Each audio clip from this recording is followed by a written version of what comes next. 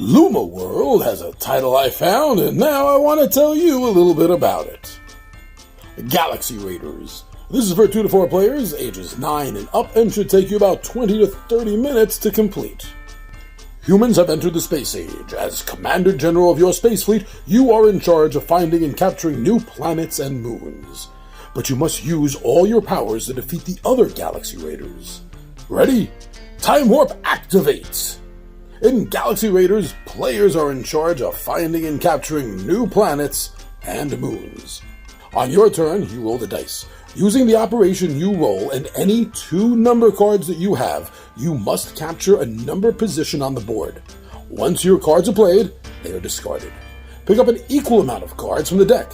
At all times, each player must have 7 cards with them. The first player to capture 2 planets, or with the highest points, wins the game. Galaxy Raiders is a game of planning, strategy, and negotiation. Challenge your friends and family to see who will emerge victorious in this engaging battle of wits. Enjoy with them as they set forth on a galactic conquest to capture planets and moons, using your mathematical prowess. For parents with young kids, it's the perfect way to introduce them to an entire learning multiverse. See them transform into problem-solving geniuses right before your eyes. A true interstellar skirmish, perfect for all ages.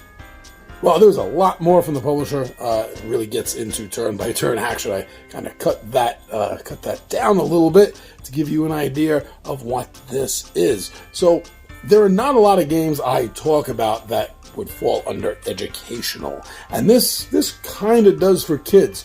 But I honestly do believe that everything I've read about this game, seen about this game, and told about this game seems like it's something that the adults should enjoy as well.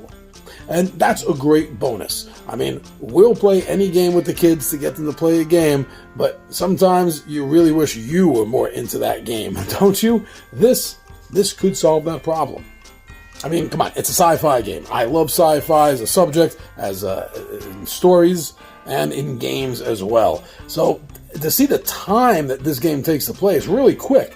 So, you know, looking at this as a fast-paced sci-fi tabletop experience with some dice chucking and card drafting, it seems like it's a good, fun, strategic game. In fact, since it's geared for such a low age, 9 and up, it may be the perfect gateway game into this sort of system.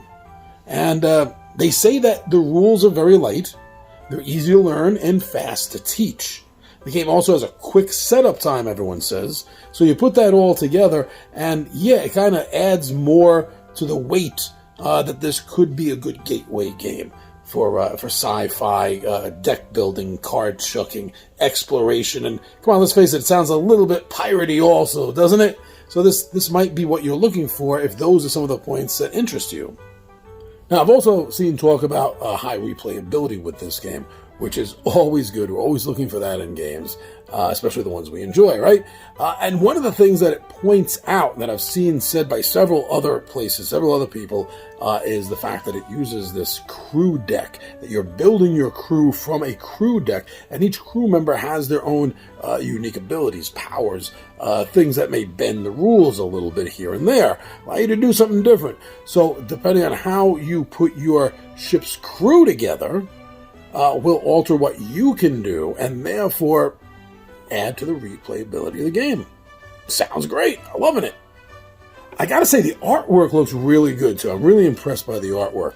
And I've said this before because it's true. I feel that when the artwork really stands out in the game, if it's something that you really enjoy seeing, then that kind of makes you want to play the game more often.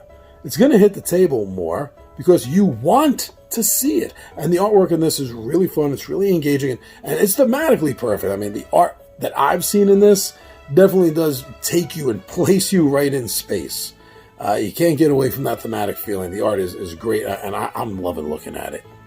Now, just listening to what others have said and written, since I don't have a first-hand experience with this game, it's just something that caught my interest, is that apparently it's said to be a very family-friendly, family-fun title with just enough little bit of humor poking out of it here and there to keep you smiling and laughing as the game goes on. I think there needs to be a little bit more humor in sci-fi games. We see it a lot in fantasy games, but not as much in sci-fi. There's a few that stand out, but compared to fantasy is what I'm saying, not nearly enough. So a little bit of exploration, a little bit of pillaging, a little bit of pirating in space is always a good thing. But don't listen to influencers about anything. Please, if you're interested in something, remember, they have a pony in the race, so to speak. They want you to want to believe everything they say. So don't listen to influencers. Okay? You need informers. Be informed about something. And the best way to be informed about a board game, my friends, as far as whether it's something you think you may enjoy playing, is watch playthroughs. Don't listen to reviewers. Watch playthroughs and come up with your own decisions and make up your own mind based on information you're getting firsthand. And while you're out there, why don't you go get some firsthand information on Galaxy Raiders?